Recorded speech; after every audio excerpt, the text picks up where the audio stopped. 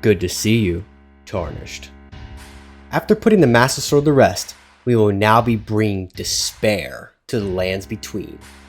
The one-winged angel, Sephiroth. My stats are Rune level 90, 40 Vigor, 12 Mind, 20 Endurance, 18 Strength, 38 Dexterity, and 25 Faith. Before we go into detail about the devastating arsenal that we wield, I have a few outfits selected that match Sephiroth if he were to be in Elden Ring.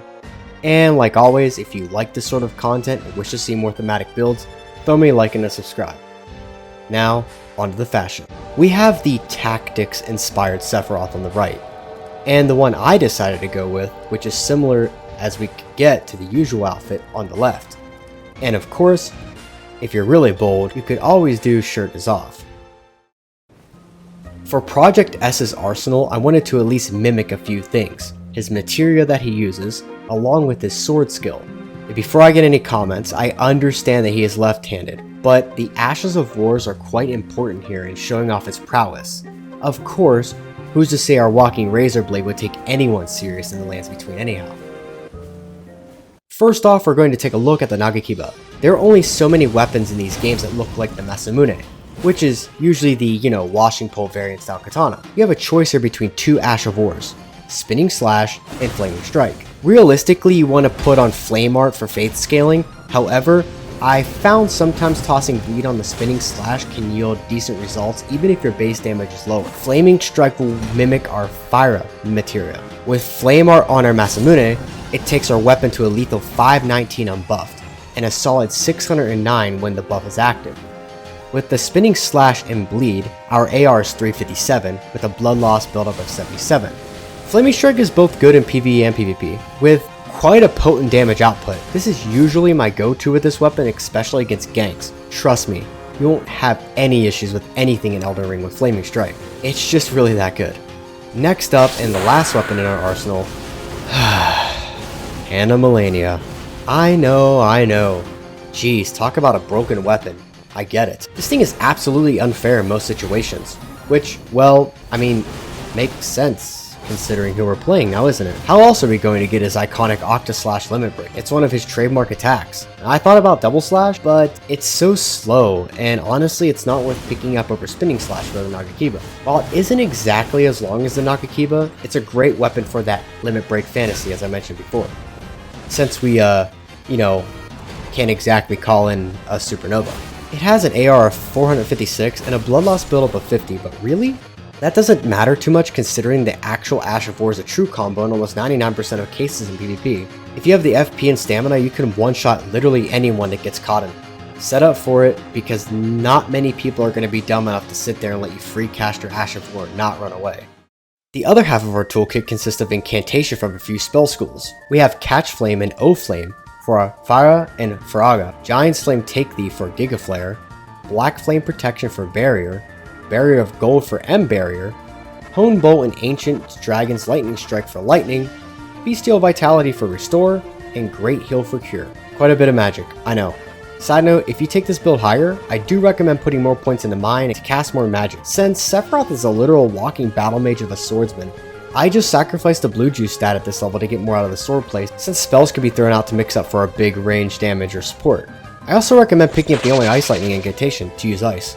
Catch Flame and O Flame are going to be our mix-up attacks at close range for roll catching or in PvE for this pesky blocking enemy. It is really good against blocking foes in PvE, Catch Flame specifically, and Catch Flame can be chain casted as well, as O Flame can be charged. Giant's Flame Take Thee, our Giga Flare, the iconic ability next to Supernova. This is the 500 to 680 AoE damaging spell that we can lob out at players or enemies in the middle of a fight. Sometimes tossing this at our feet is unexpected and can yield some pretty good result. And honestly, 600 damage is nothing to scoff at level 90, since most players at this level will only have about 900 to 1500 HP. And we all know people don't understand what Vigor is anyways, so take that into account.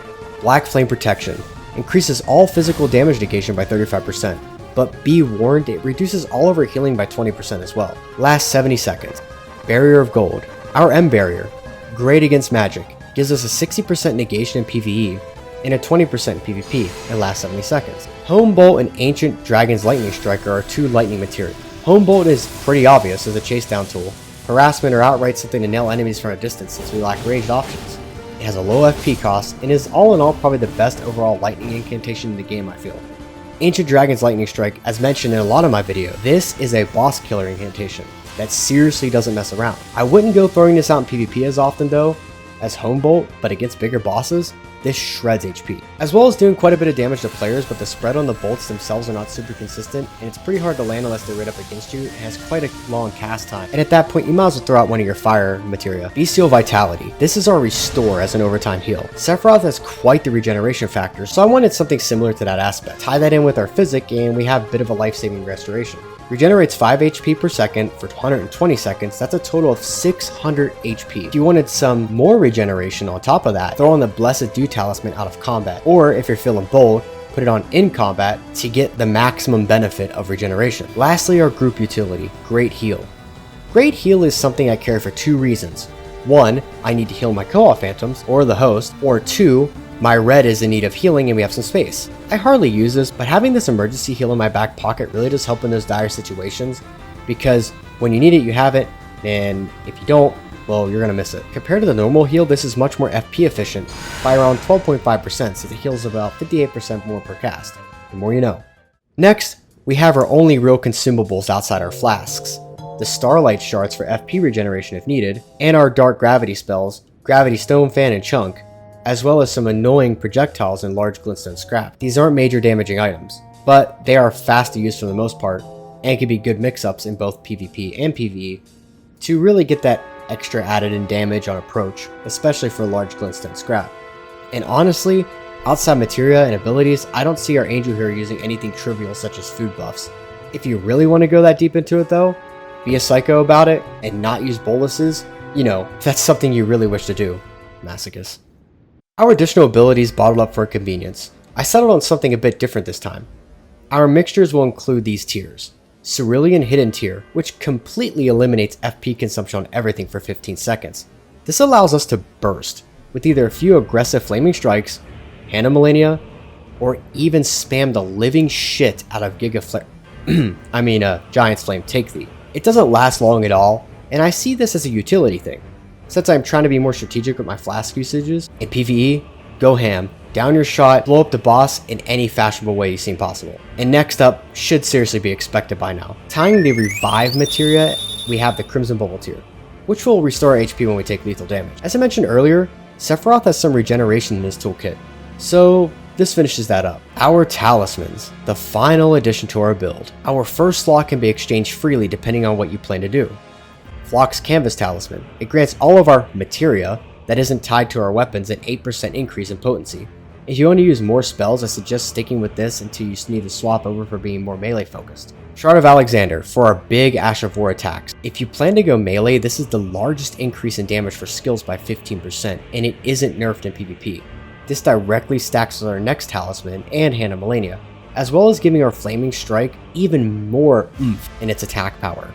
Millicent's Prosthesis increases dexterity by 5, which allows us to even use Hand of Malenia in the first place alongside our other talisman, and raises attack power with successive attack. Get where I'm going with this? Good.